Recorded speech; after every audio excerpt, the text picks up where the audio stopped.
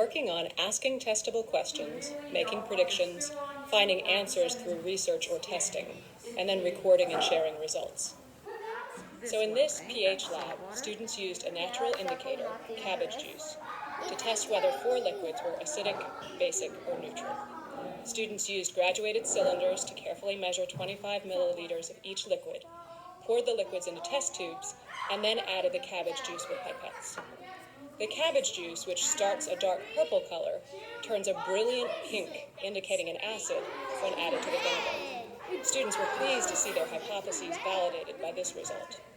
Some were surprised to see that Sprite was a weak acid as well, and many didn't expect saltwater to stay purple, indicating that it's neutral. The most unexpected change was when soapy water turned the purple cabbage juice green, showing that it's a base.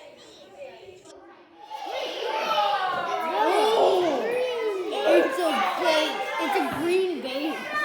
Okay. Alright, squeeze again.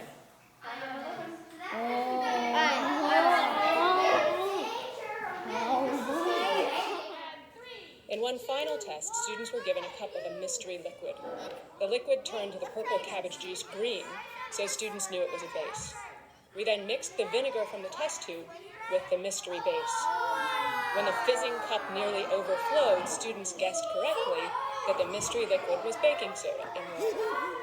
They quickly noticed that the combined liquids turned purple, indicating that the combination of an acid and a base brought the liquid back to neutral. Using a dedicated lab space for this experiment meant that we had access to 2 water sources in the room. We had the necessary measuring tools available, and I had the time and space to set up and dismantle the equipment between classes. Students entered the lab knowing our expectations for handling tools and equipment, and they can focus on the task at hand, careful observation, drawing conclusions, and generating more questions for future experiments.